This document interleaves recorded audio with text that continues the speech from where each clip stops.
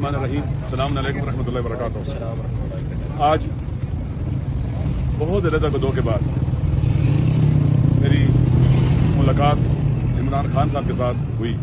ہم session court میں گئے, وہاں سے پرمیشن ملی, پھر نہیں ملاقات کرنے دی گئی. ہم کنٹمپٹ کورٹ میں گئے, پھر اس کے بعد ہائی کورٹ میں گئے, اور ہائی کورٹ کے آرڈر پر پھر ہماری ملاقات کی پرمیشن ہوئی. میں آج خان صاحب سے ملا مدتوں بعد, کیونکہ پہلے اکثر اور بیشتر جب چاہتے ملاقات ہو جاتی تھی, لیکن خان صاحب پہلے سے زیادہ بھی اس وقت وہ طاقتور ہے, پہلے سے زیادہ ہے. وہ اپنے افکار, نظریات اور راہ پر وہ ڈٹا ہوا ہے, اس پر ایمان اور باور یقین رکھتا ہے. پہلے سے زیادہ خدا پر ایمان میں اضافہ ہوا ہے, اللہ پر توکل بڑا ہے, ہمت بڑی ہے, شجاعت بڑی ہے, بہادری بڑی ہے, اور امید بھی بڑی ہے. وہ اس جدوجہد کو آزادی کی جدوجہد کہتے ہیں. اپنے وطن کو اس طرح سے بنا دے کہ ہر کوئی آزادی اظہار ہو, جتنے بھی اس کے بنیادی انسانی حقوق ہیں, عقائد کی آزادی ہے, اظہار اور بیان کی آزادی ہے, فری موومنٹ کی آزادی, جتنی بھی آزادیاں ہیں لوگوں کو ملے. ہمارے عدلیہ اور ادارے باوقار ہوں, ہماری پارلیمنٹ باوقار ہو, وہاں جو لوگ بیٹھے ہوں وہ عوام کے حقیقی نمائندے ہوں. پیسوں کے ذریعے, کرپشن کے ذریعے, فساد کے ذریعے, زبردستی لوگوں کو ڈرا دھمکا کر ووٹ لے کر پارلیمنٹ میں نہ جائیں, دھاندلی کے ذریعے نہ جائیں. آزاد کرنا ہے, تمام اداروں کو آزاد کرنا ہے, اور یہ جنگ آزادی کی جنگ ہے, وطن کی آزادی کی, وطن کو اس کا وہ جو مقام دنیا کے اقوام اور ممالک میں ہوتی ہے اس مقام تک پہنچانے کے لیے. تو بہت وہ پر امید بھی ہیں ماشاءاللہ.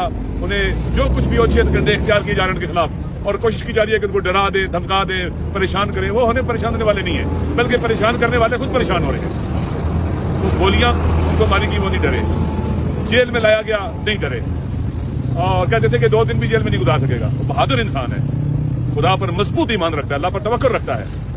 اور آخری بات جو ہی تو انہوں نے کہا کہ لوگوں کو پیغام دے دینا کہ ہم آزادی کے لیے اٹھے.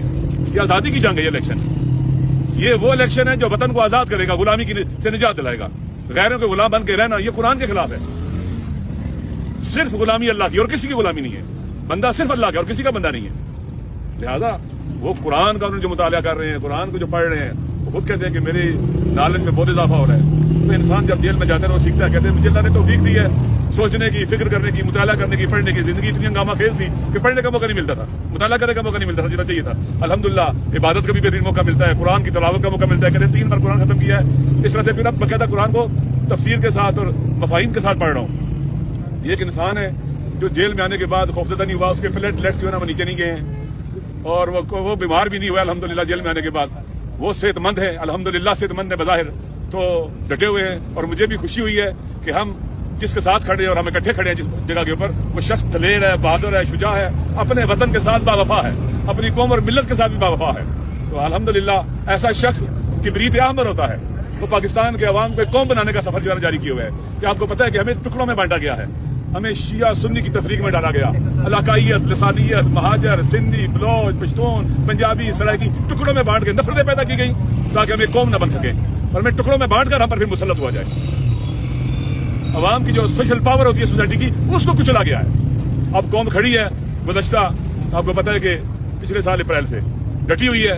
جتنا ظلم ہوتا ہے, جتنی زیادتی ہوتی ہے, جتنے اچھے کنڈے اختیار کیے جاتے ہیں, اتنے ہی پاور کا مس یوز کرنے والے ننگے ہو رہے ہیں, اور اتنا ہی خان صاحب کی پاپولرٹی میں اضافہ ہو رہا ہے لوگوں کے اندر. وہ پارٹی سے ہی بالاتر ہے, لوگ اس سے محبت کرتے ہیں. اللہ نے بھی کہا ہے کہ جو لوگ اللہ پر ایمان لائے اور اعمال صالحہ انجام دیے, اللہ لوگوں کے دلوں میں ان کی مودت کو پیدا کر دیتا ہے. جو کہ ہمیں کسی کی غلامی قبول نہیں ہے. آزادی کی بات کرے, حریت کی بات کرے, شجاعت اور بہادری کی بات کرے, تو ایسا شخص واقعا پاکستان کی سرزمین پر, آپ جانتے ہیں لیڈروں کو, آپ جانتے ہیں پاکستان کے جو لیڈر ہیں سارے کے سارے, ان کے حلیوں سے آپ واقف ہیں. تو شکر خدا ہے کہ اپنی قوم اور ملت اس شخص کے پیچھے کھڑی ہو گئی ہے جو اس قابل ہے کہ اس پر اعتماد کیا جا سکے. خان صاحب کس سے آزادی چاہتے ہیں, کیا انہوں نے کوئی ذکر کیا؟ دیکھیں, پاکستان کے اندر قانون کی حکمرانی ہے. ہر وہ فورس جو لاقانونی پھیلاتی ہے اس سے آزادی ہے. پاکستان کے اندر آئین کی حکمرانی چاہیے, قانون کی بنداری, آئین کو جنہیں جرگمار بننے سے آزادی, عالمی قوتوں سے آزادی, ان کے ہمارے ملک میں دخالت سے آزادی.